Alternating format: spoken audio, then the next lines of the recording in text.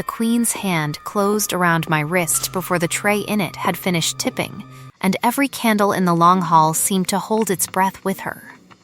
Wine bled across the marble in a long red comma. Nobody moved to clean it. Nobody moved at all, because Adelina Vane, the Frost Queen of Caldenmore, who had signed 3 treaties without blinking and once stripped her own cousin of his title without raising her voice, was staring at a chipped brass ring on the finger of a serving girl like it had spoken her name. "Where," she said, "did you get this?" It wasn't a question. It came out flat and controlled, and it still made the hair rise along my arms, because I had heard that same flatness in my nightmares for 16 years, in a market stall burning down around 2 children who did not yet have names for what they would become to each other.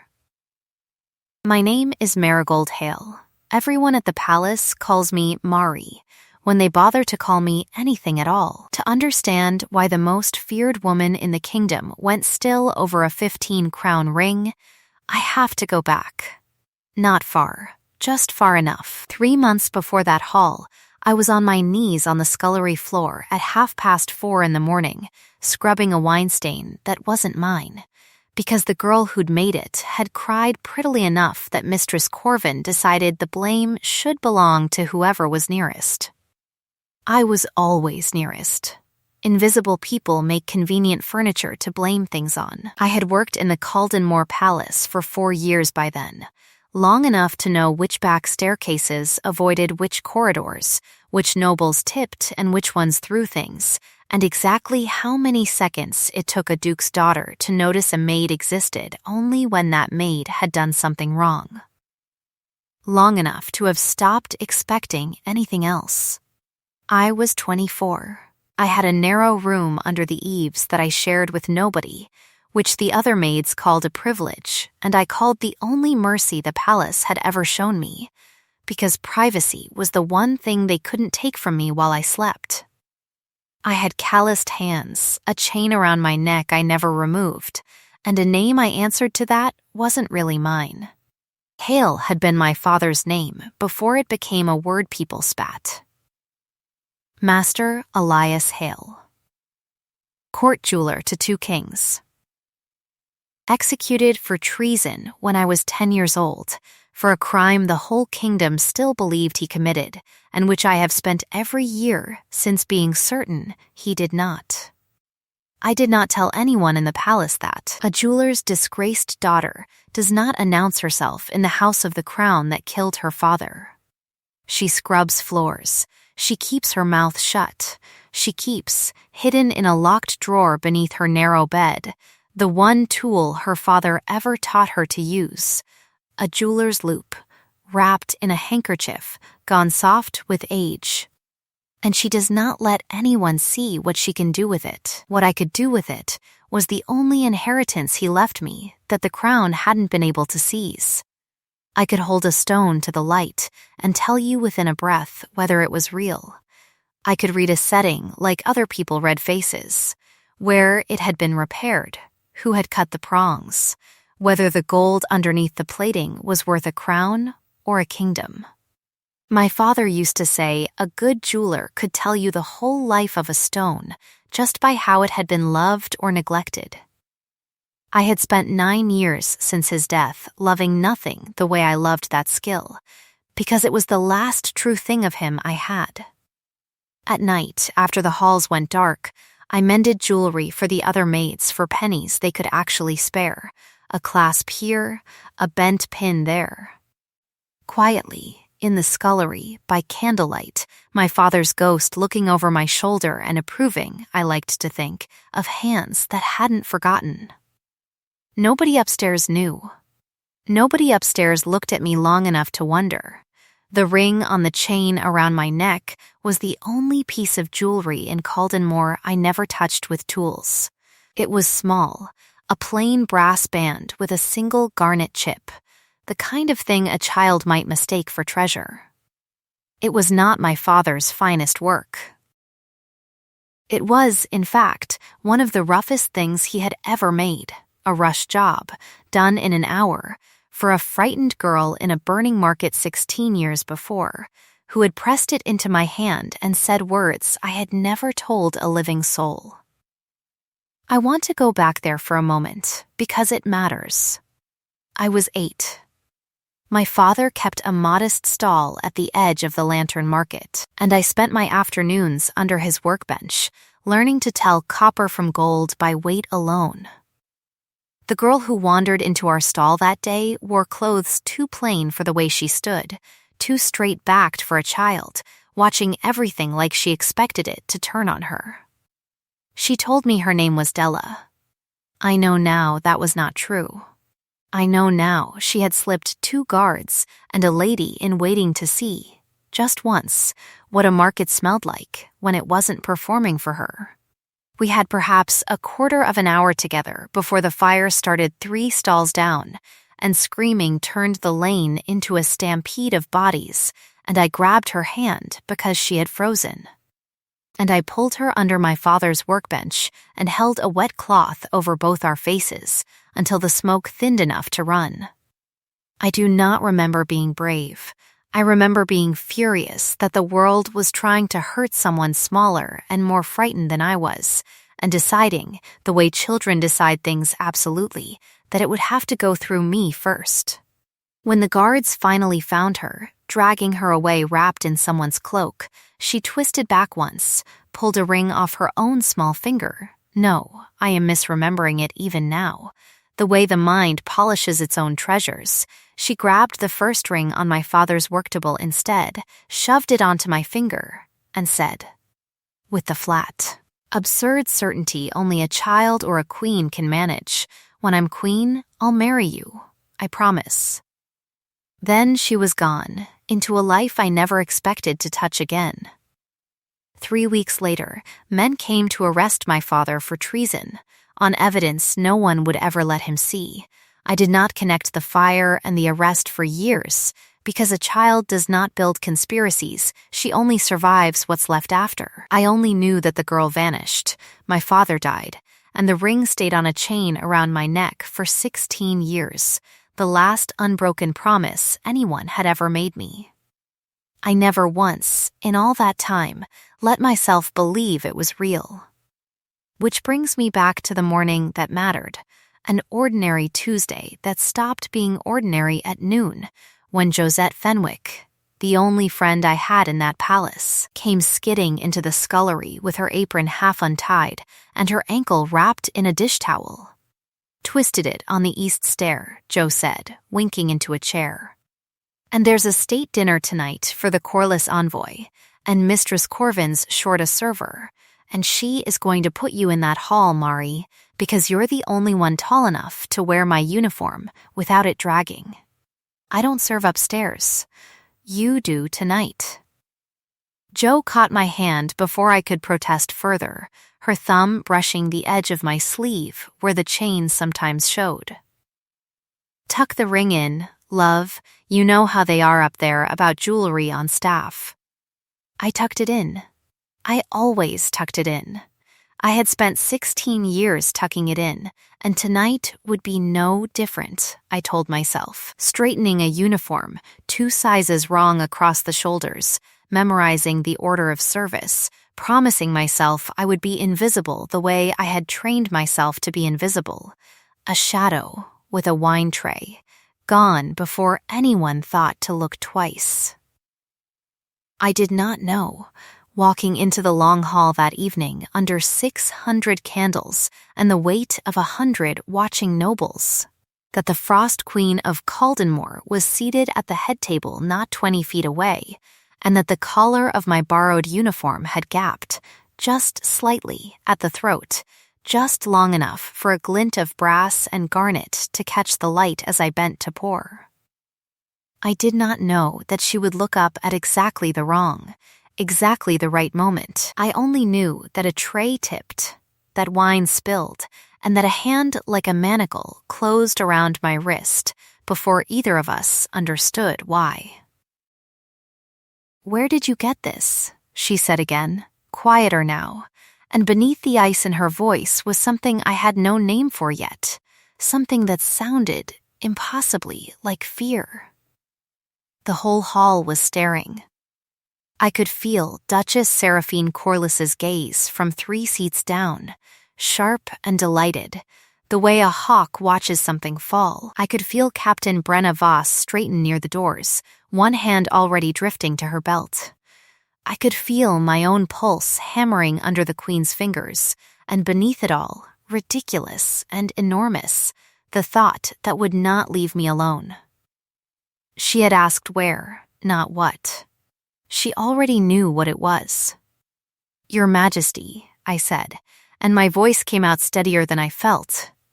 It was my father's. Something moved behind her eyes, fast and total, like a door blown open by wind no one had felt coming. She did not let go of my wrist. If anything, her grip tightened, and for one suspended second, the most powerful woman in Caldenmore looked less like a queen than like a girl of 9, staring at smoke, waiting for someone braver than her to pull her under a workbench and hold on. "Elias Hale," she said. Not a guess.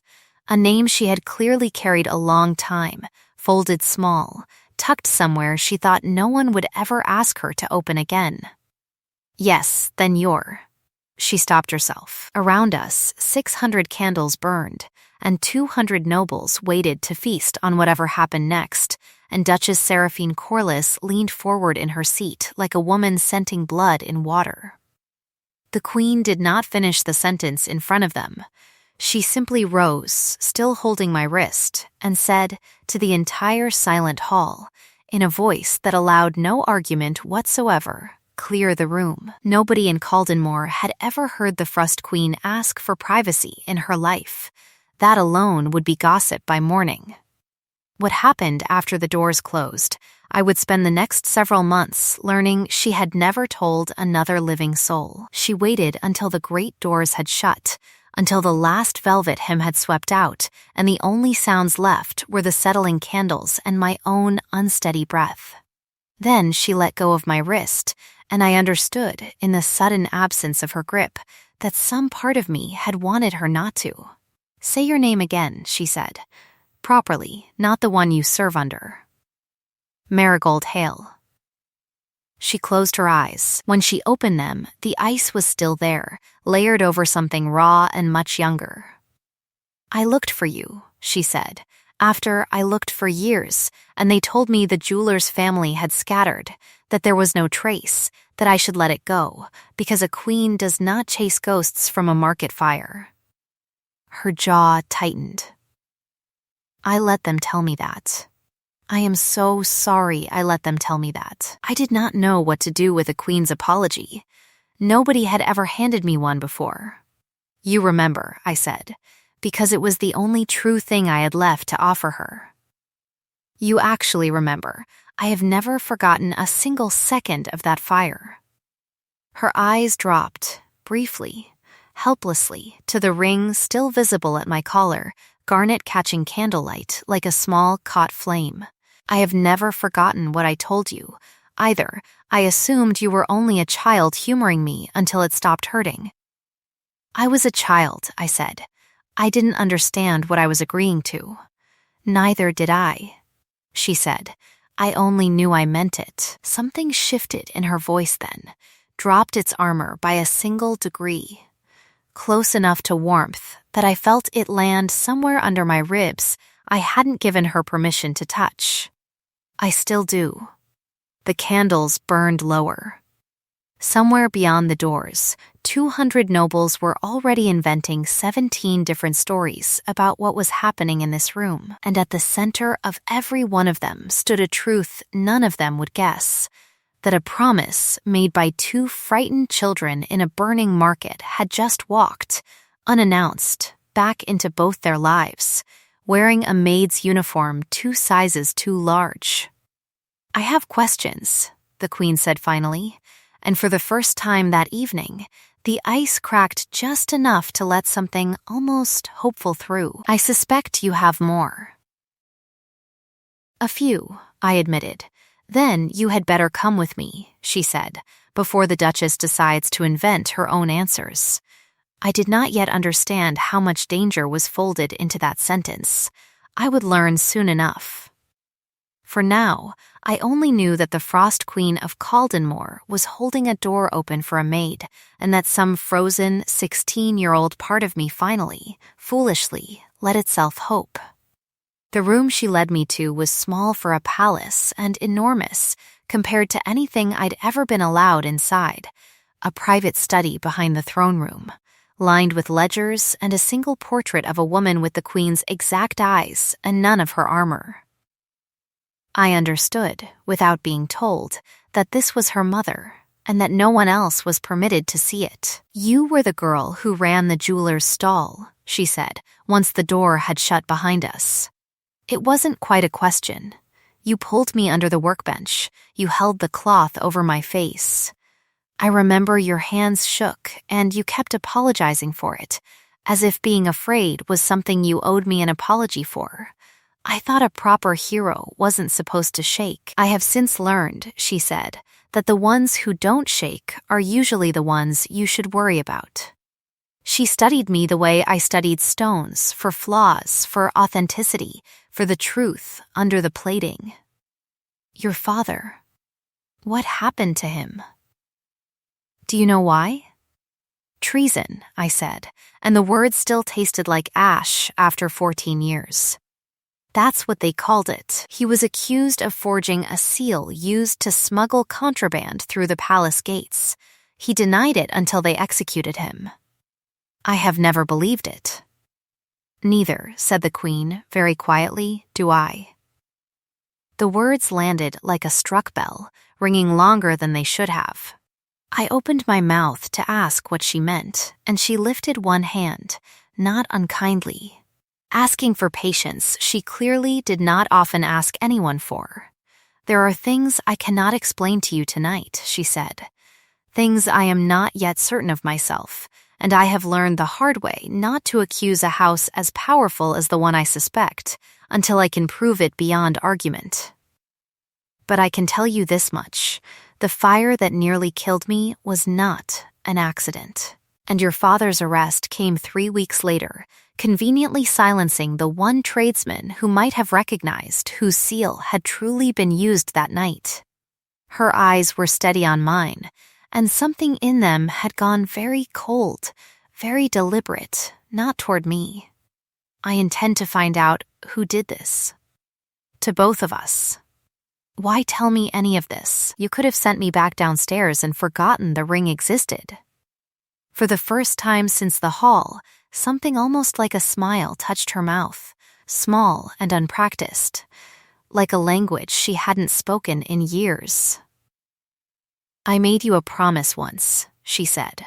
"I am not in the habit of breaking the promises I actually meant. I did not know, standing in that small, unguarded room with a queen who remembered every second of a fire I'd spent 16 years trying to forget, that the next 10 months would ask more of both of us than either child in that burning market could have imagined. I only knew that when she reached out and closed her hand gently around mine, not a manacle this time, something closer to an anchor, my whole ruined, invisible, scrubbed raw life quietly, irrevocably, began again. "Stay," she said. "Not downstairs. Here, in the palace proper, where I can look at you and be certain you're real." A pause, and beneath the queen's flat command I heard, unmistakably, the girl who'd once been too proud to admit she was afraid. "Please." Nobody had ever said please to me in that palace before. "All right," I said. She did not smile again. But her hand tightened around mine once, the way a person holds on to something they have already decided, quietly and completely, never to let go of twice. Word traveled through the palace faster than fire through dry thatch, which was, I would later think, an unkind comparison to have made.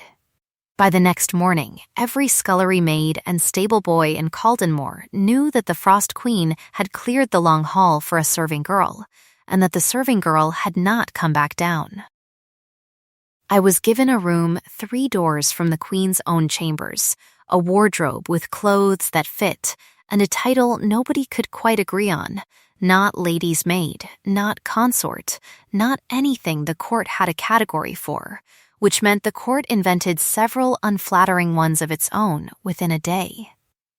I learned to walk past whispers the way I'd once walked past thrown drinks, chin level, spine straight. My father's ring finally, defiantly, worn where anyone could see it.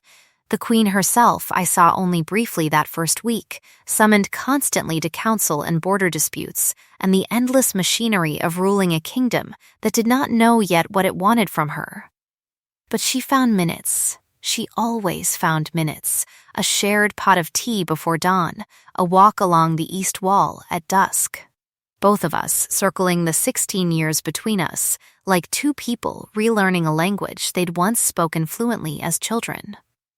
It was on the fourth evening that Captain Brenna Voss found me alone in the East Garden, arms crossed, studying me with the flat suspicion of a woman who had spent 15 years keeping her queen alive and did not intend to let a stranger's ring change that now.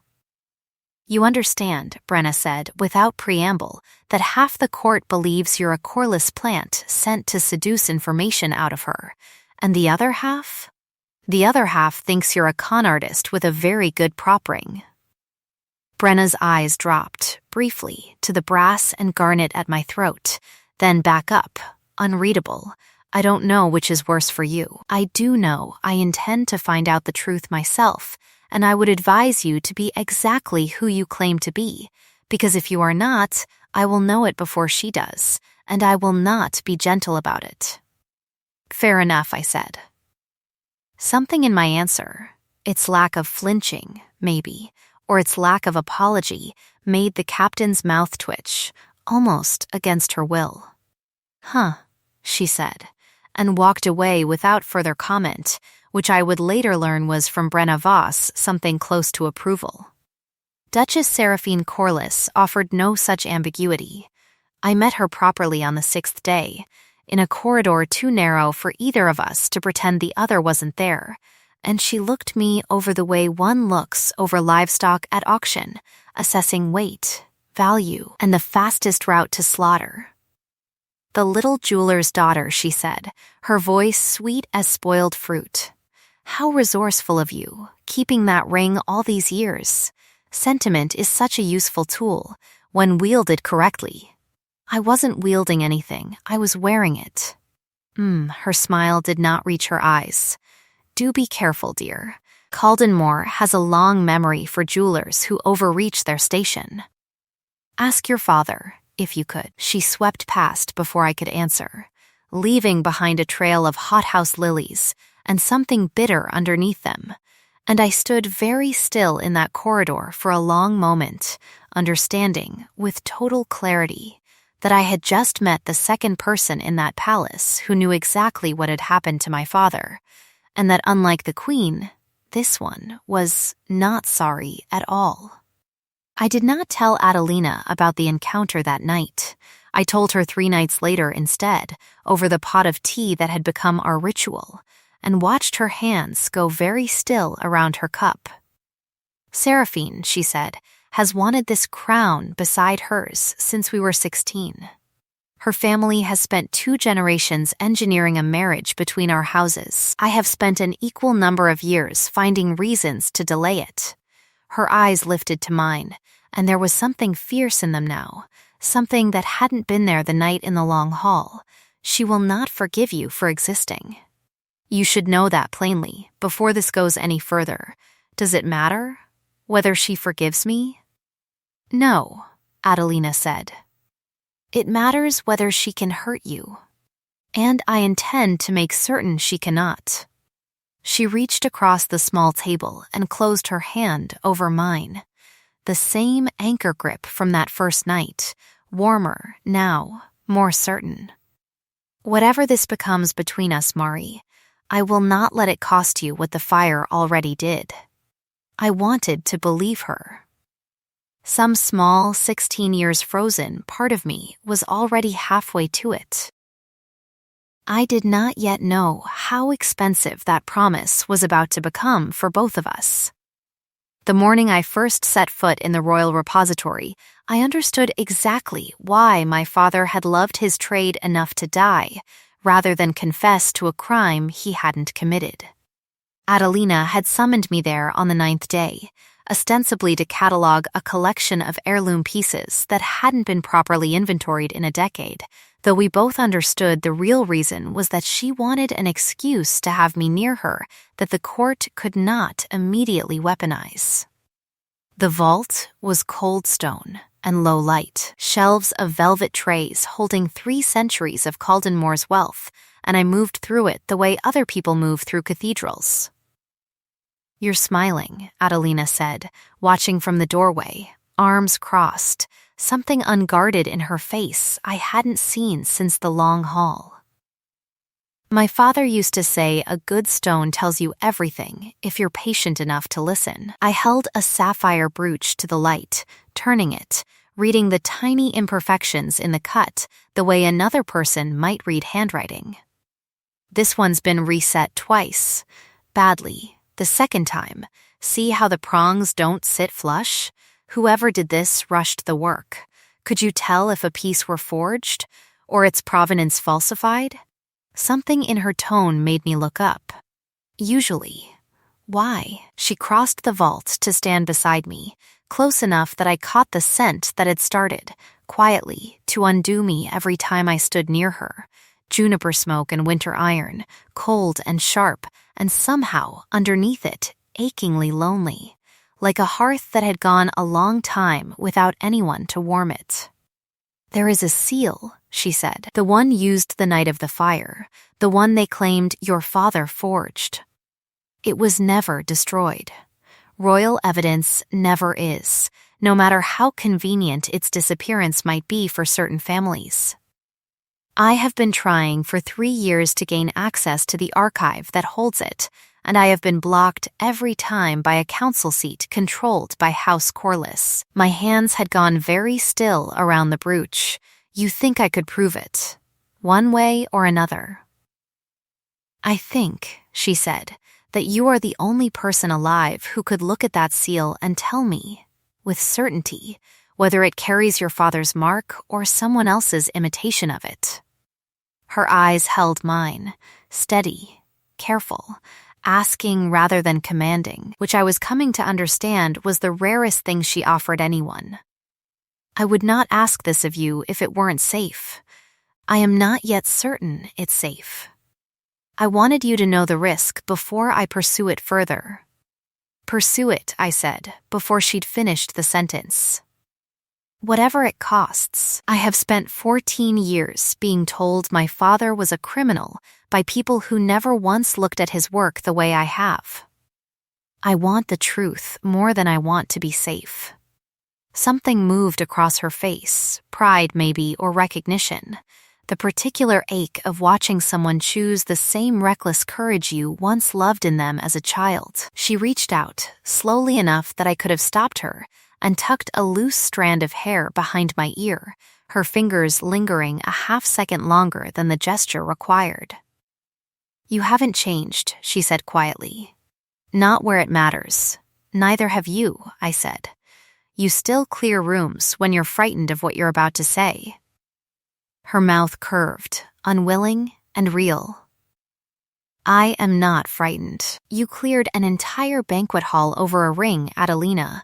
That," she said, "was strategy.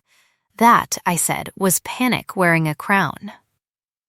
She laughed, an actual laugh, startled out of her, the kind of sound that seemed to surprise her as much as it did me, like a door creaking open on a room that had sat locked and dark for years. I would learn, over the weeks that followed, that I was one of perhaps 3 people alive who had ever heard it. "Careful," she said, when the laugh had faded, her eyes still bright with it. "The last person who spoke to me that plainly was 9 years old and pulling me under a jeweler's workbench. Apparently that worked out for you." "Apparently," she agreed, and the word carried more warmth in it than any formal vow I'd yet heard cross her mouth. We stood there a moment longer than either of us needed to. the vault cold around us, and something entirely unfrozen building steadily between us, until a sharp knock at the door announced Captain Brenna with a summons neither of us could ignore. Adelina's hand fell away from my hair. The Frost Queen straightened, mask sliding back into place like a door closing, and for a moment I mourned the girl who'd laughed, before I understood that I would simply have to earn her again, patiently, the way I earned the truth out of every damaged stone that crossed my table. That evening, a folded note appeared beneath my door, unsigned. In handwriting I had already begun to recognize as intimately as my own. The archive access has been approved. 3 days. Be ready. I slept very little that night, not from fear, but from the strange, unfamiliar sensation of hope, with a date attached to it. The archive access lasted 11 minutes before everything went wrong. We went at dusk, the two of us and Captain Brenna standing watch, into a vault beneath the West Tower that hadn't been opened in a decade, dust thick enough to write in, the seal itself housed in a locked case no larger than a prayer book. My hands were steady the way they were always steady over a stone, even as my heart was not. I did not need 11 minutes. I needed 40 seconds. It's a forgery, I said, turning the seal beneath the lamplight, tracing the dye marks with the same loop I had kept hidden under my bed for 14 years. My father's mark had a hairline flaw in the third petal. Here, he never fixed it. Said it made the seal his alone, impossible to copy exactly without knowing where to look. This copy is close. It is not exact. Whoever made this either never saw his true mark up close or was in too great a hurry to bother matching it. Adelina's face, in the lamplight, went through something complicated and enormous.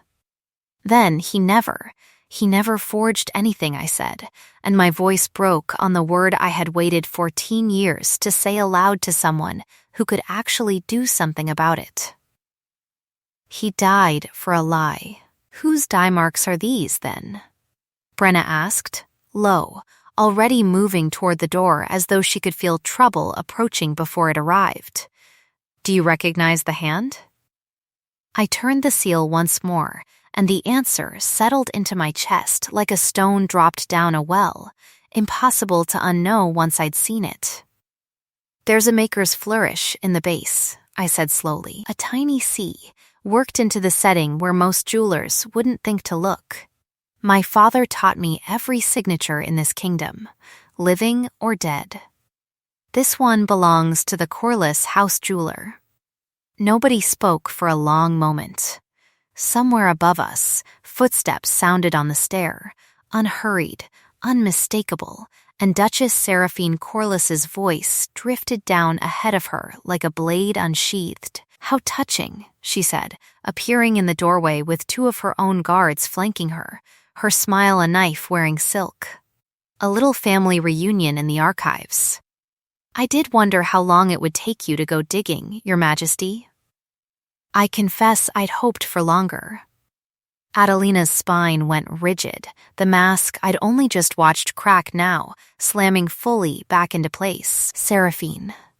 You'll want to be very careful what you say next, the Duchess said pleasantly, about seals and forgeries, and whose hand made what in front of witnesses who report directly to my house. Her eyes slid to me, cold and amused. A woman watching a mouse discover the trap had already sprung shut behind it. Some truths, little jeweler's daughter, are far more dangerous to prove than to simply leave buried. The lamplight guttered once, throwing every shadow in that vault into sudden, sharp relief, and I understood, with the particular clarity of standing at the edge of something enormous, that we had just crossed from a private grief into a war neither of us would be permitted to walk away from unscathed. The Duchess did not move against us that night. She was, I would learn, patient in the way only people who have already planned 4 moves ahead can afford to be, and patience in a woman like Seraphine Corliss was its own kind of violence. For a fortnight, nothing happened, and the nothing was worse than an open attack would have been. I felt eyes on me in every corridor. Servants who had been indifferent before turned newly cold, coached, I suspected, by whispers that traveled faster than truth ever could in that palace. Adelina doubled Brenna's watch on my rooms without telling me, which I discovered only because I woke one night to find a guard posted outside my door who hadn't been there when I fell asleep. "You didn't have to hide it from me," I told her, the next evening, over the tea that had become the 1 hour of the day that belonged entirely to us.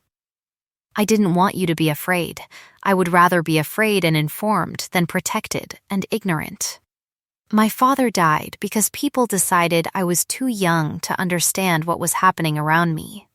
I am not that child anymore." Something in her expression softened, chastened, and she nodded slowly, as though recalibrating something she'd carried a long time without questioning it. "You're right," she said. "I am not used to sharing my fear with anyone. I have spent 11 years as queen learning that fear shared is fear exploited. It is going to take me longer than a fortnight to unlearn that. Even with you, I'm not going anywhere," I said, and meant it more fully than I expected to. She reached across the table and took my hand, the way she always did now, without ceremony, as though it were the most natural gesture in the world for a queen to make toward a maid. Her thumb traced slow, absent circles over my knuckles, and I felt my pulse climb the way it always did when she touched me. Not from fear this time, but from something far more dangerous to a woman who'd spent her whole life expecting to be overlooked. "May I tell you something," she said, "that I have never told another soul? Always, after the fire, after you vanished, I used to lie awake convincing myself I had imagined the whole thing, a hero small enough to fit under a workbench, brave enough to hold a burning market at bay with nothing but a wet cloth and sheer stubbornness. My mother used to say I built you into something no real person could ever live up to." Her eyes lifted to mine, unguarded in a way I still wasn't used to receiving. "You have spent 3 weeks proving her wrong every single day. I'm not a hero, Adelina. I'm a maid with a good eye for stones. You are," she said, "the only person in this entire kingdom who has never once wanted anything from me except the truth." Her hand tightened around mine. "Do you have any idea how rare that makes you to a woman everyone else only sees as a crown?" I did not trust my voice to answer that. Instead, I turned my hand beneath hers, palm to palm, and let the silence say what 14 years of grief and 16 years of an unlikely promise had never quite let me put into words. "Tell me to stop," she said quietly, leaning closer, "and I will." "Don't stop," I said, and meant it with everything my father's ring had ever promised on my behalf. She kissed me slowly, carefully, like a woman handling something she had spent half her life afraid to want too openly, and when she drew back, her forehead resting against mine, I felt her exhale. Actually exhale, a held breath released after 16 years, and understood that whatever came next, whatever Seraphine Corliss was quietly assembling in the dark, we had already won something no forged seal could ever take from either of us again. "I meant what I told you in the market," Adelina murmured against my hair. "I have never once, in 16 years, stopped meaning it." "I know," I said. "I kept the ring." Her laugh, when it came, was soft and unguarded and entirely hers, and for one perfect, undefended hour, the Frost Queen of Caldenmore was simply Della again, and I was simply the girl who had never let go. The blow, when it came, arrived exactly where I least expected it, not in the archive, not in the corridors, but in my own narrow room, 3 weeks later in the shape of a royal guard I did not recognize, and a warrant I had no power to refuse. "Marigold Hale," the guard said, unrolling a scroll bearing a seal I now knew, with sick and total clarity, to belong to House Corliss's private jeweler. "You are under arrest for the forgery and theft of a royal seal, and for conspiracy against the crown." "That's absurd," I said. "I proved that seal was forged. I proved my father never—" "You proved," the guard said, not unkindly, "that you possess intimate, specialized knowledge of exactly how to counterfeit royal jewelry marks. The council finds that rather more damning than exonerating, given the circumstances of your father's own conviction." I understood, in the space of that single sentence, precisely how thoroughly Seraphine Corliss had turned my father's murder into a blueprint for mine. They did not take me gently. I will not dwell long on the walk through the palace in irons, on the servants who had once been merely cold now turning their faces entirely away, on Josette's stifled sob from a doorway I passed too quickly to stop for. I will say only that the worst moment was not the dungeon door closing, nor the damp stone, nor the dark.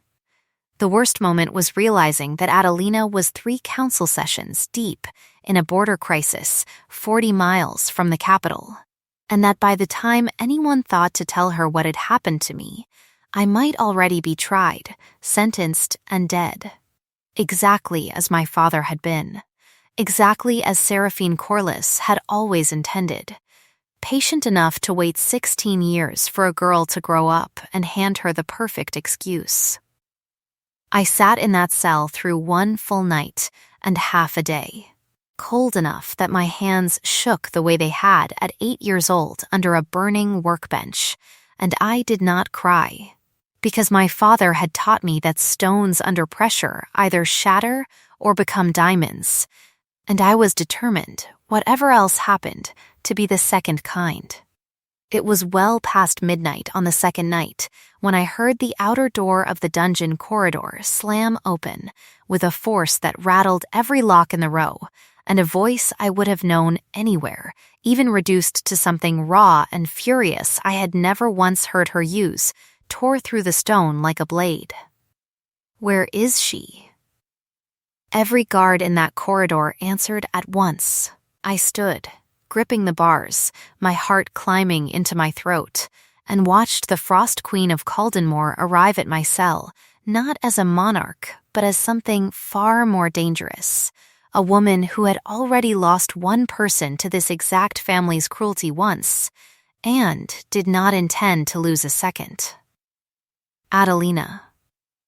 Her hands closed over mine through the bars, and for one raw moment the ice in her eyes broke entirely, replaced by something that looked, unmistakably, like fear finally allowed to surface. "I am so sorry," she said. "I should never have left the capital. I should have known she'd move the moment my back was turned. You're here now. I am going to end this," she said, and the fear in her eyes hardened, in the span of a single breath, into something colder and infinitely more purposeful. "Tonight, Adelina, the mercy ceiling," I started, because even through the bars, even furious and frightened for me, I could see exactly what path her fury was walking toward, and I needed her to hear me before she reached the end of it. "Whatever you do to her, don't become the kind of monster she needs you to be to win." Something in her stilled, listening, the way she had listened to nothing else in that corridor. "I need you to promise me that," I said. "Please." For a long moment, she said nothing at all. Then her hand tightened around mine through the cold iron bars, and she nodded, once, a queen making a second promise to the same girl she'd made her first one to, 16 years and 1 burning market ago. "I promise," she said, "but she is not walking away from this untouched. Not this time." Somewhere above us, the palace bells began to ring an hour no one rang bells for, and I understood that whatever Adelina Vane was about to do, the entire kingdom was about to watch her do it. they brought me up from the dungeon at dawn, not to a cell transfer or a quiet release, but into the long hall itself, packed to its ancient walls with every noble house in Caldenmore summoned on an hour's notice by a queen who had never once, in 11 years of rule, called an emergency court session before sunrise. Seraphine Corliss stood near the front, composed, magnificent, utterly certain of her own victory, and I understood watching her that she believed this gathering had been called to formalize my execution. Adelina stood at the dais, and when I was brought in, still in irons, her jaw tightened with a fury she did not bother to hide from anyone in that room. "Release her," she said, and 2 guards moved so quickly to obey that the irons hit the marble with a clatter that echoed through the whole silent hall. "Your Majesty," Seraphine began, honeyed and reasonable, "the evidence against this girl was manufactured," Adelina said, "by your own house jeweler, using a technique I am reliably informed only someone trained in your family's private workshop would know. The same workshop, I have since confirmed, that produced the forged seal used to frame Elias Hale 16 years ago. On the same night, your father's men set fire to the lantern market to cover an assassination attempt on my own life." A ripple of horror moved through the hall like wind through wheat. "Lies," Seraphine said, but her voice, for the first time since I'd met her, had lost its silk. "I have the seal," Adelina said. "I have the true jeweler's mark beside the forged one, verified by the one person alive with the training to tell them apart, the daughter of the man your family murdered to keep him from ever doing exactly that." Her eyes swept the hall, cold and absolute. A queen finally, fully unmasked in front of the court that had spent 11 years fearing only her ice and never once her grief. "I have 3 witnesses from your own household staff willing to testify, once assured they would not share Elias Hale's fate for speaking the truth." "And I have," she said, and hear her voice, for one unguarded second, cracked with something entirely unroyal, 16 years of knowing exactly what your family took from me, and refusing, until now, to let myself believe I could ever prove it. Seraphine's guards, sensing the tide, had already begun to step back from her, and I watched, with a fierce and unfamiliar satisfaction, the exact moment the Duchess understood she had run out of room to maneuver. "You cannot possibly," she started. "I can," Adelina said, "and I have." She nodded once to Brenna, standing ready at the hall's edge. "Duchess Seraphine Corliss, you are stripped of your title, your lands, and your seat on this council, effective immediately, and you will stand trial for treason, conspiracy, and the murder of Elias Hale, court jeweler, 16 years unavenged." The guards moved in. Seraphine did not go quietly. She never would have, but she went, dragged from a hall that had once feared her, past a girl she had tried twice now to destroy, and I felt, watching her disappear through those doors for the last time, not triumph exactly, but something quieter and more complete. A debt, finally, coming due. Adelina crossed the dais and came to stand before me, in front of every noble house in Caldenmore, and reached for my hand the way she had that very first night in the long hall. Except this time there was no ice in her grip at all. "I owe you an apology," she said, quiet enough that it belonged only to the 2 of us, though every ear in that hall strained to catch it anyway. "For every year I let them convince me you were a ghost I'd invented." "You found me," I said. "That's what matters." "No," she said. "You found me. You have been finding me since I was 9 years old and too frightened to run." Her hand lifted to my face, gentle, careless of who watched. "I do not intend to spend the rest of my life letting you find me and never once staying found." Adelina, "Marry me," she said, in front of the whole silent hall, the same absolute certainty in her voice that a 9-year-old girl had once used under a burning market stall. Not because I promised it once as a child who didn't understand what she was offering. Because I am a woman now who understands exactly what she is asking, and asks it anyway, with her whole self. Because there has never once, in 16 years, been anyone else.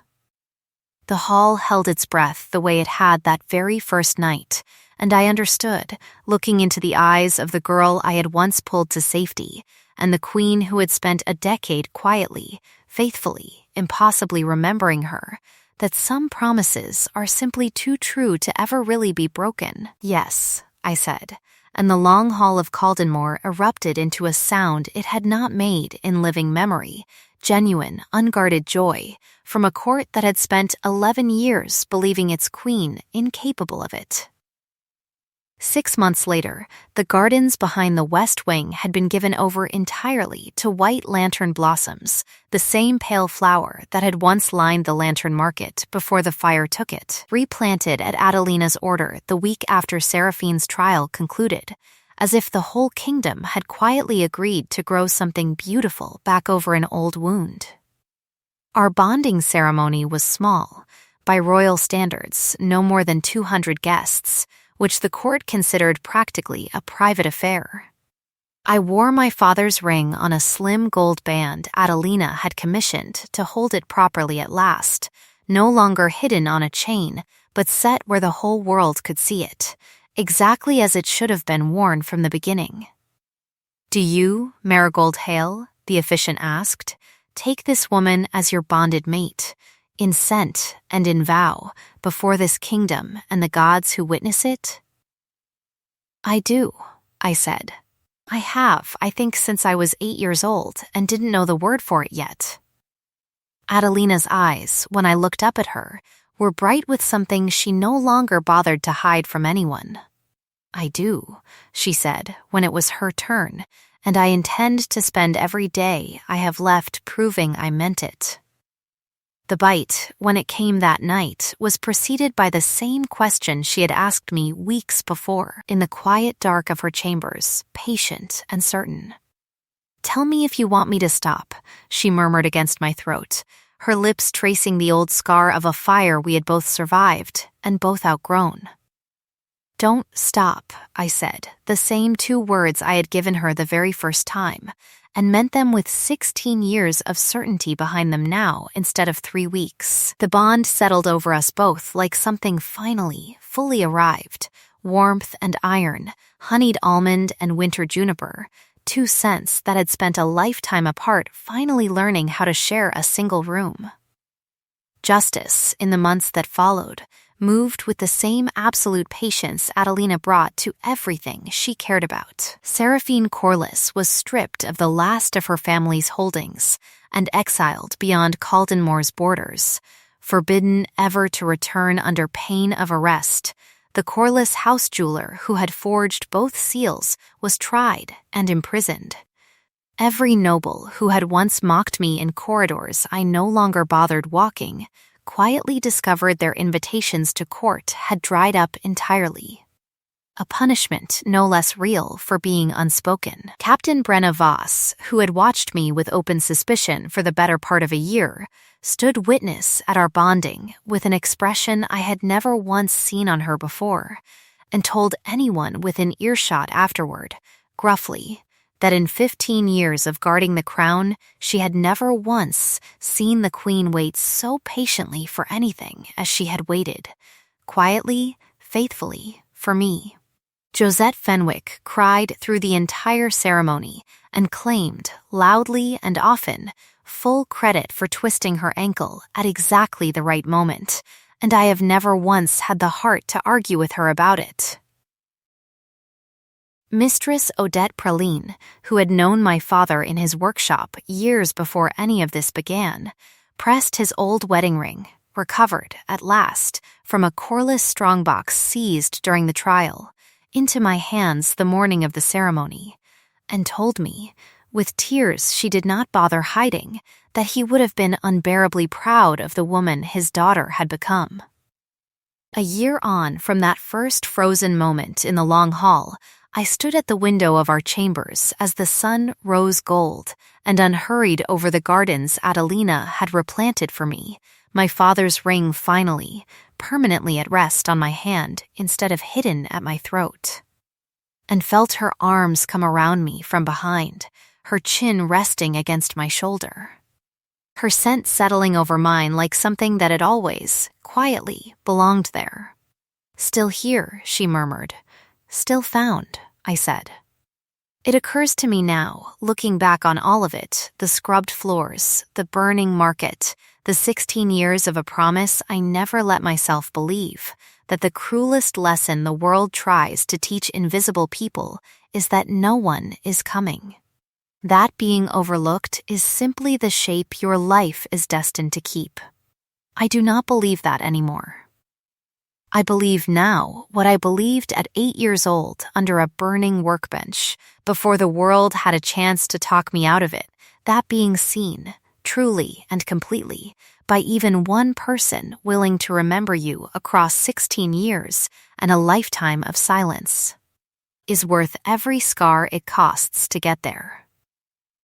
The end.